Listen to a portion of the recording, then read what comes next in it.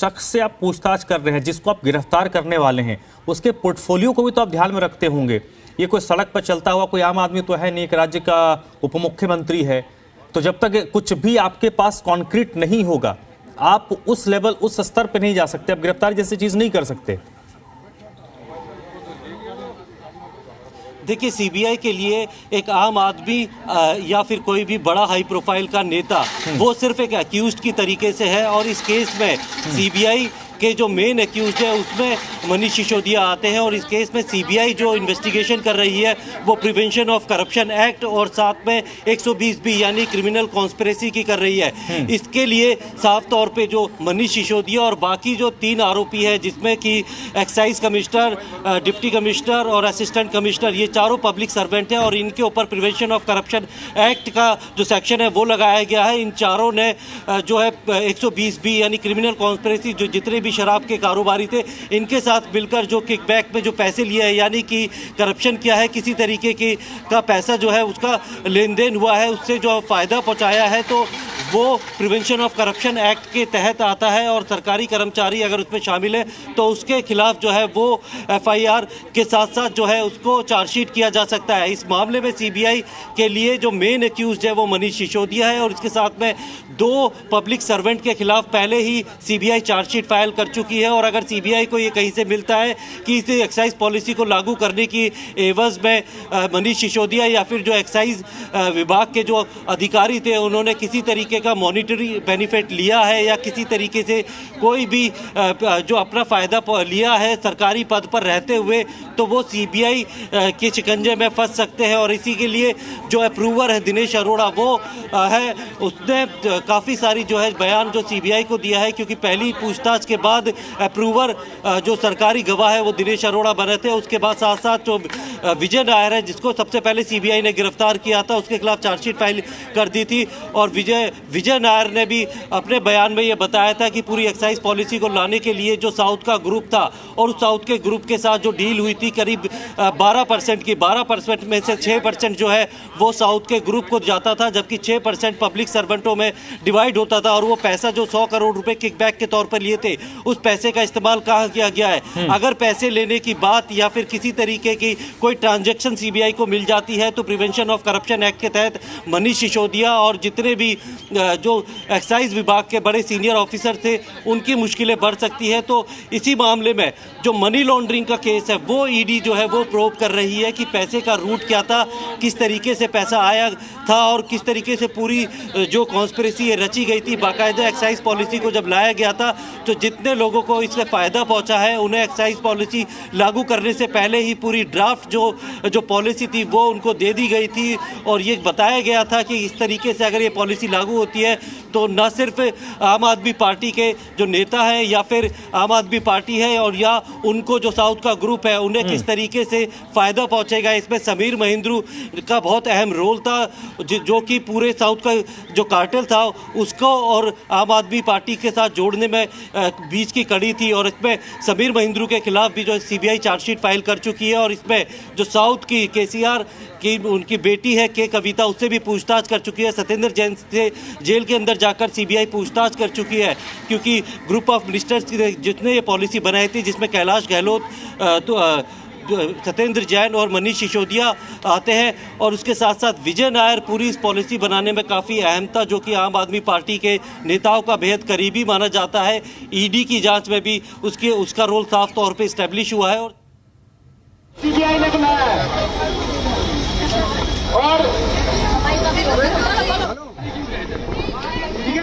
और आईडी हटा यार,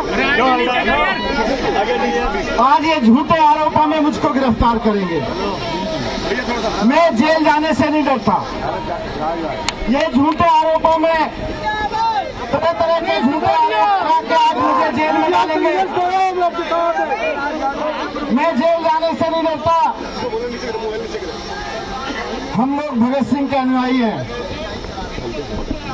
सरदार भगत सिंह जी देश के लिए फांसी पर चढ़ गए थे। इनके झूठे आरोपों के चक्कर में एक आध बार जेल जाना तो छोटी सी बात है।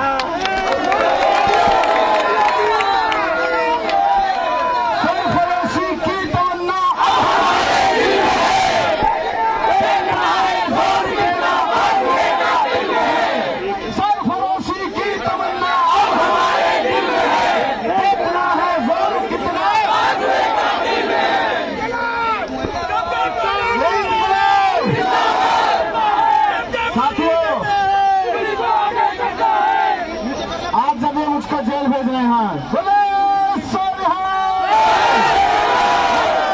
माता की।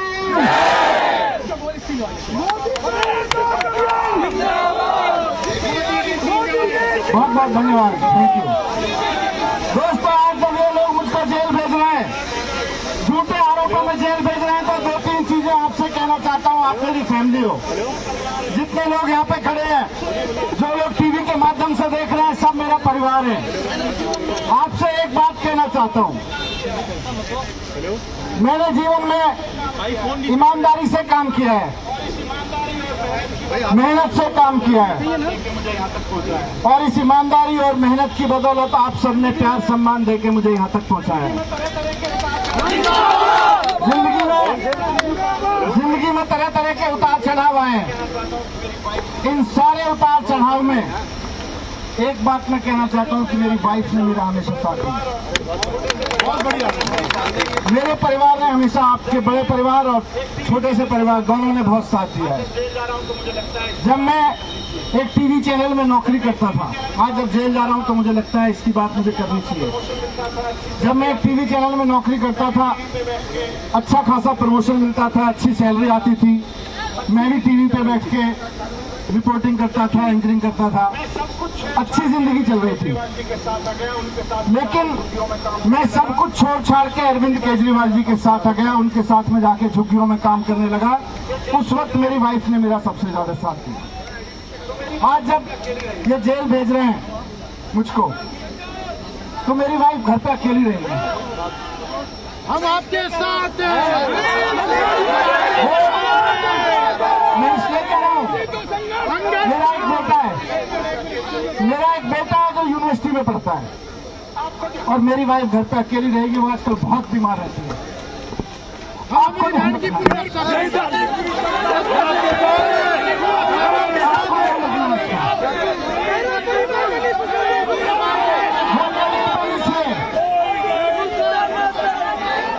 दूसरी चीज मैं आपसे कहना चाहता हूँ, दिल्ली आज टीवी भी चला रहे हैं, इसको आपको और सबको और दिल्ली के बच्चों को मैं कहना चाहता हूँ। दूसरी चीज, स्कूलों में पढ़ रहे बच्चों से मुझको बहुत प्यार है।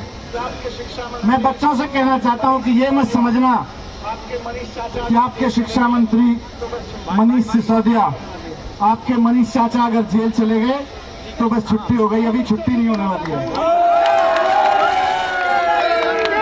मैं बच्चों से कहना चाहता हूँ, उतनी मेहनत करना जितनी मैं करने की अपेक्षा रखता हूँ, जितनी जरूरत है। शिक्षा मंत्री संघर्ष, खूब मन लगा के पढ़ना। मैं बच्चों से कहना चाहता हूँ जो स्कूलों में पढ़ रहे हैं, खूब मन लगा के पढ़ना। लाखों बच्चों के ऊपर देश का भविष्य है, खूब मन लगा के पढ़ना।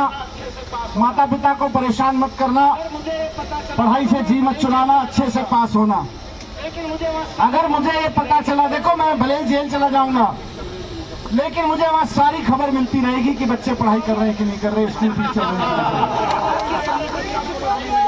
तो अगर मुझे वहाँ पता चला कि हमारे बच्चों ने पढ़ाई में लापरवाही शुरू कर दी है, मैं बच्चों से कह रहा हूँ कि अगर मुझे पता चला कि मेरे बच्चों ने, स्कूल में पढ़ने वाले बच्चों ने पढ़ाई में लापरवाही शुरू की है, तो मुझे खराब लगेगा।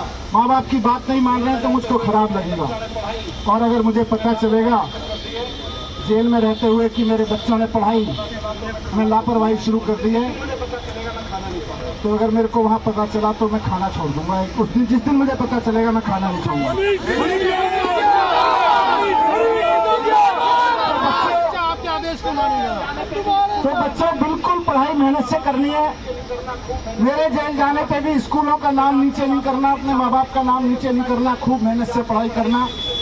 मैं जानता हूँ आप कभी नहीं चाहोगे कि मुझे ये पता चले कि आपने पढ़ाई ठीक से नहीं की या माँ बाप की बात नहीं मान रहे और मैं खाना छोड़ दूँ।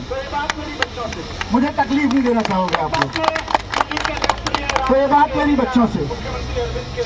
एक बात मैं दिल्ली के लोकप्रिय और आप सबके नेता मुख्यमंत्री अरविंद केजरीवाल जी से भी कहना चाहता हूँ। मेरे मित्र हैं, मेरे भाई हैं, गुरु हैं राजनीति में।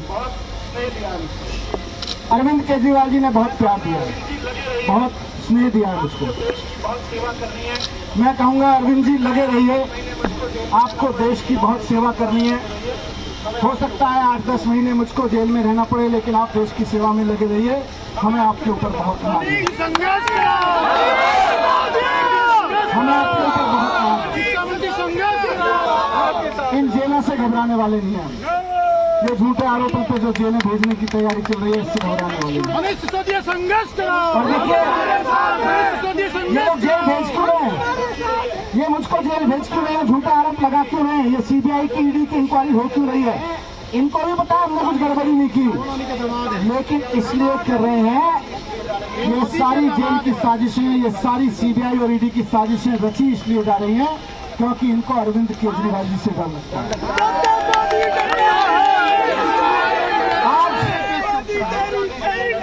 आज नरेंद्र मोदी जी को राहुल गांधी जी से डर नहीं लगता, देश के किसी और नेता से डर नहीं लगता, उनको केवल और केवल अरविंद केजरीवाल से डर लगता है। उनको आम आदमी पार्टी से डर लगता है, उनको आम आदमी पार्टी के कार्यकर्ताओं से डर लगता है, उनको किसी से डर नहीं लगता। तो जैसे जैसे आपकी पार्टी आगे बढ़ रही है, वैसे वैसे आप तैयार रहिए। अभी मेरे ऊपर भी बहुत मुकदमे होंगे और आपके ऊपर भी बहुत मुकदमे होंगे, तैयार रहिए बिल्कुल इसके लिए।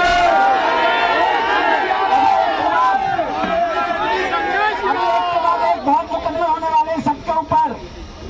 जैसे जैसे आम आदमी पार्टी आगे बढ़ेगी, वैसे वैसे बीजेपी डरती रहेगी और डर डर के मुकदमे करवाती रहेगी। आप तय मानो और मुकदमे होंगे। एक लेकिन चीज है, हम नहीं डरते, ये डरते हमसे।